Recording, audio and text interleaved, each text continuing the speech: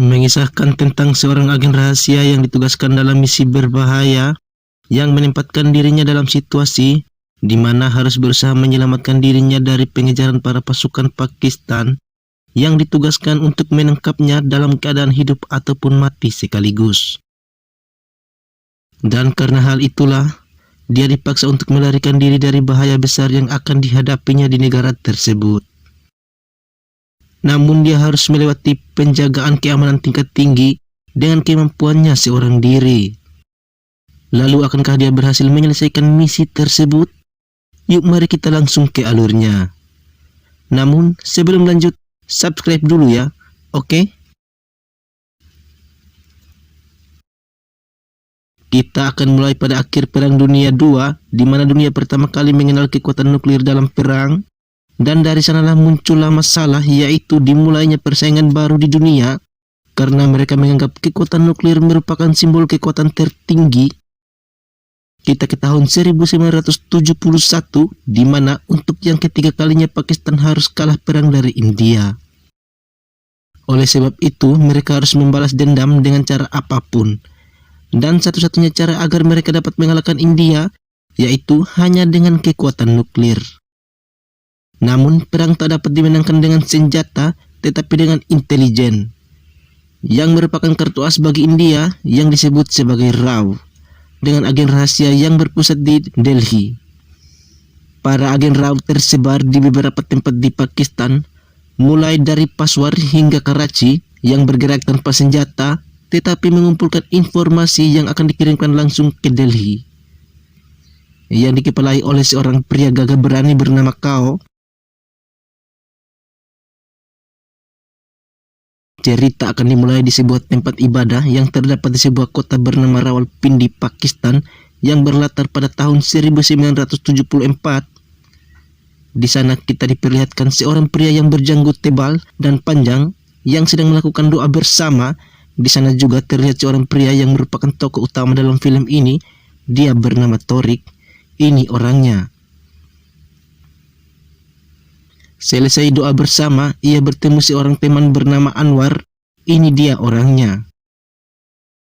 Sekaligus memberi salam serta bertanya kabar, Torik mencoba meyakinkan Anwar untuk dipertemukan dengan pamannya, di mana Torik sedang membutuhkan pekerjaan sebagai seorang penjahit di tempat pamannya. Namun Anwar memberitahukan bahwa pamannya sedang tidak membutuhkan pekerja baru. Namun, beruntungnya seorang pria berjanggut yang ternyata di sini dipanggil Maulvi Saab mencoba meyakinkan agar Anwar segera membantu Torik, karena menurutnya Torik merupakan orang paling jujur yang pernah ia lihat. Sekaligus mengatakan pada Anwar bahwa dirinya lah yang merekomendasikan Torik. Kemudian kita ke sebuah tempat penjahit Momin. Di sana terlihat pemilik di tempat jahit tersebut sedang menguji kemampuan menjahit yang dimiliki oleh Torik. Namun layaknya pria normal, Torik justru diposisikan dalam mode termenung, yang ternyata di sana ia sedang melihat seorang gadis dengan paras cantik yang membuatnya gagal fokus, sehingga dengan tanpa sengaja menerima tawaran gaji yang hanya 300 rupiah per bulannya. Dan hal itu sebenarnya terjadi masalah untuk Torik yang tidak terlalu peduli tentang bayaran, karena saat ini yang dia pikirkan hanyalah gadis berbaju ungu tersebut, yang ternyata adalah keponakan dari Pak Momin yang merupakan bosnya sendiri. Dan di sana juga akhirnya kita bisa tahu bahwa gadis tersebut bernama Nasrin, seorang gadis yang sudah tak dapat melihat sejak lahir. Sehingga karena sudah menjadi takdir, di setiap harinya Torik benar-benar tak bisa lepas dari pemandangan penghibur hatinya. Sampai pada akhirnya kedua pasangan yang sudah tak bisa dipisahkan ini akhirnya menikah. Kemudian kita kembali ke sebuah wilayah Gersang yang berada di Pokhran, India, yang berlatar pada 18 Mei 1974. Yang memperlihatkan sebuah ledakan yang dengan seketika menghempaskan tanah di area tersebut. Kita diperlihatkan pada sebuah gedung mewah yang merupakan kantor pusat BIN Islamabad. Di sana kepala BIN yang bernama Maksud Alam sedang mendapat laporan dari bawahannya, yang meski sedang bersiap untuk merayakan hari ulang tahun sang istri, namun harus ia abaikan karena mengingat berita itu begitu penting, di mana mereka mendengarkan berita TV yang mengatakan keberhasilan India dalam menguji bom nuklir pertamanya di bawah pengawasan tentara dan para ilmuwan. Kemudian Pak Alam selaku kepala BIN langsung mengunjungi Pak Menteri di kediamannya, dan setibanya di sana mereka langsung membahas persoalan tersebut. Mendengar hal tersebut, Perdana Menteri jelas tak bisa terima, sehingga salah satu dari mereka mengusulkan untuk segera membuat sebuah proyek nuklir dengan memanggil seorang ilmuwan paling berbahaya yang mereka miliki, yang bernama Abdul Qadir Khan, di mana saat ini sedang berada di luar negeri, dan ini dia orangnya.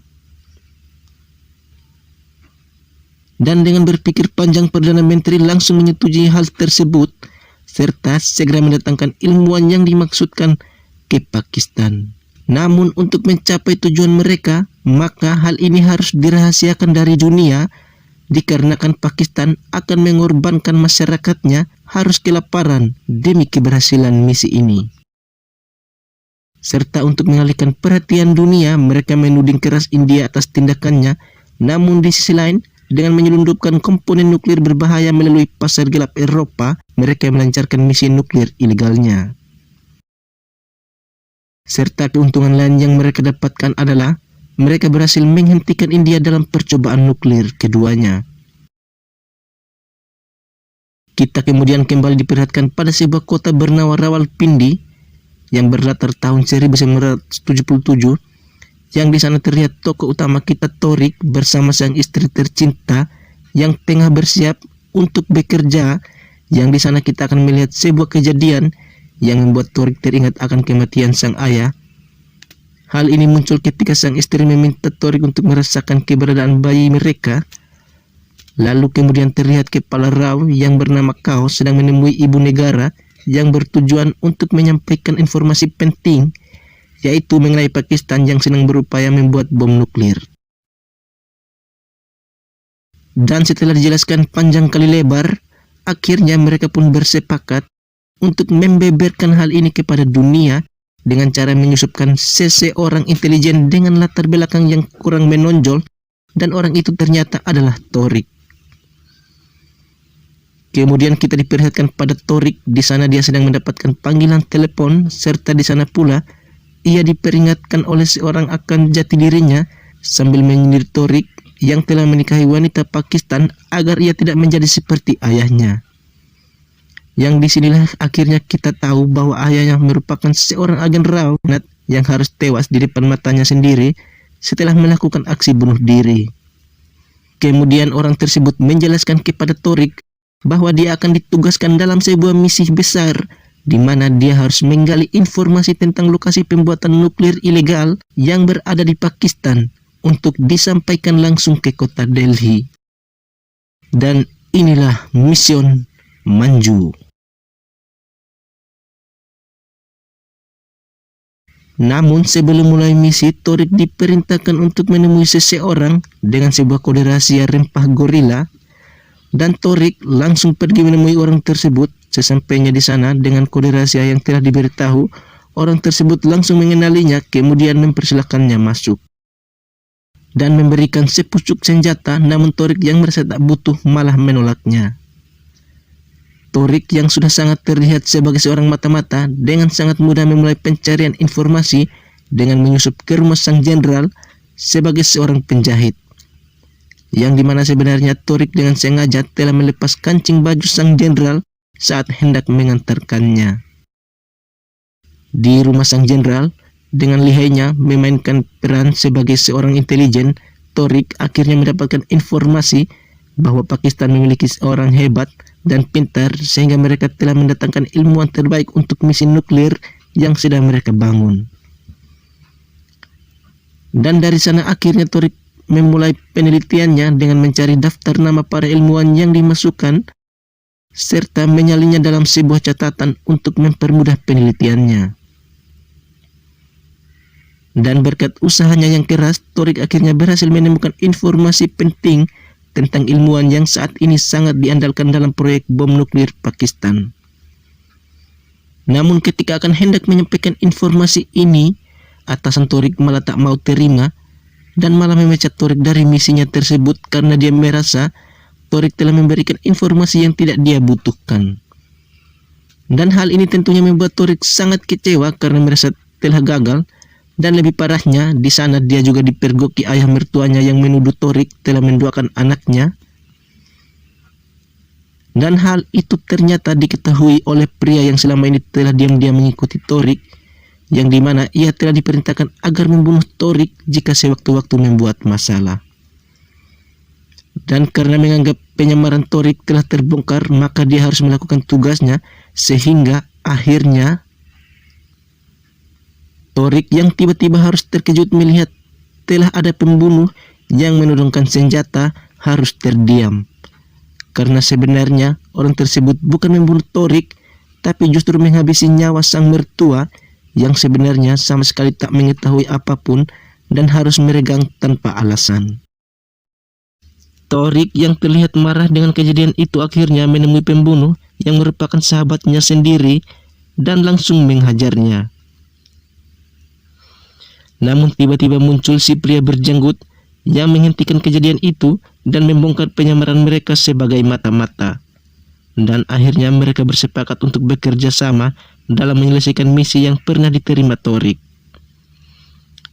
Sehingga dengan kerja keras mereka bertiga berhasil mengelabui pihak keamanan dan memasuki area di mana sedang berlangsungnya proyek nuklir yang sedang dijalankan Pakistan. Namun ketika sedang berupaya mengambil potret lokasi tersebut, mereka malah ketahuan dan beruntungnya mereka bisa lolos dengan berpura-pura sedang mencari kambing mereka yang hilang.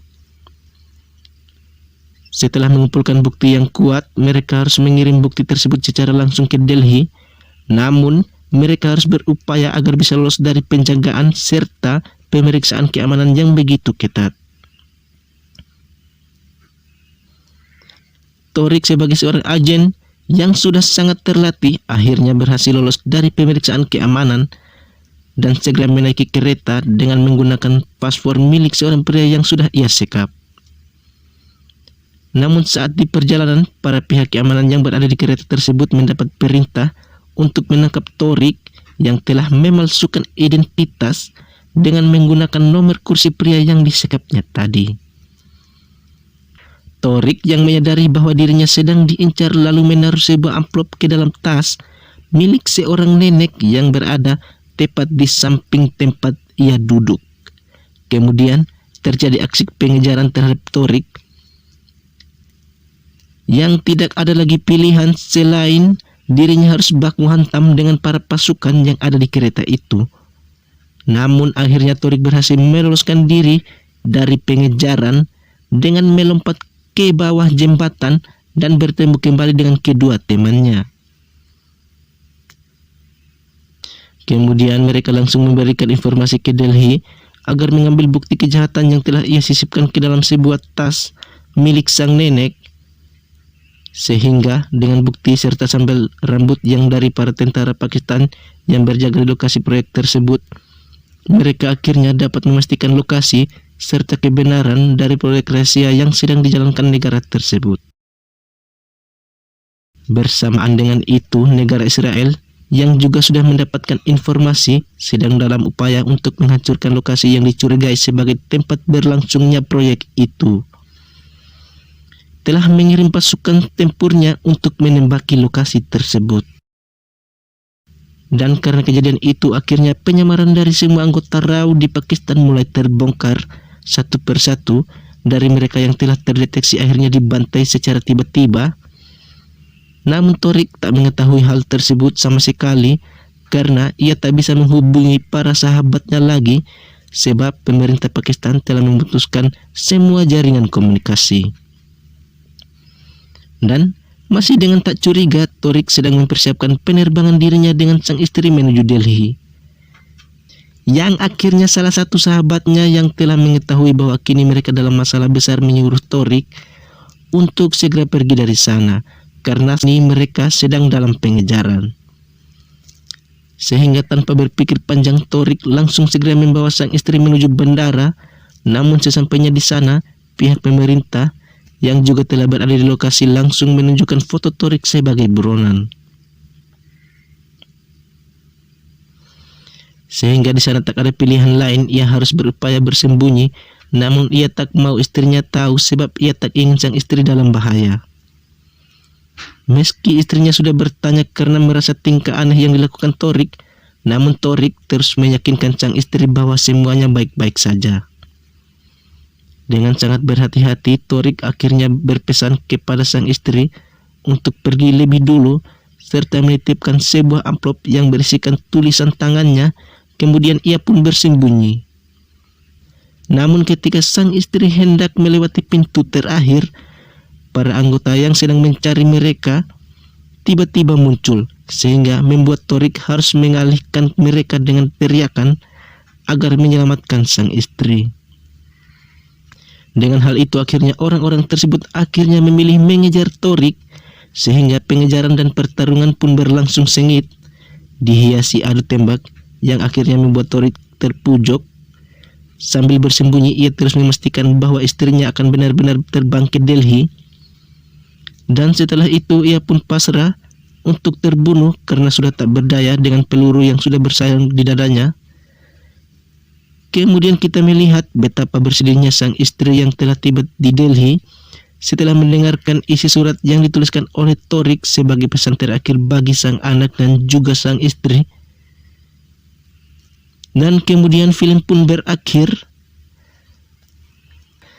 Pesan yang bisa kita ambil dari film ini, jangan lupa menuliskan pesan terakhir lewat sepucuk surat karena lebih gampang untuk dititip. Akhir kata dari saya, semoga kalian semua terhibur dan terima kasih telah menonton. Selesai juga.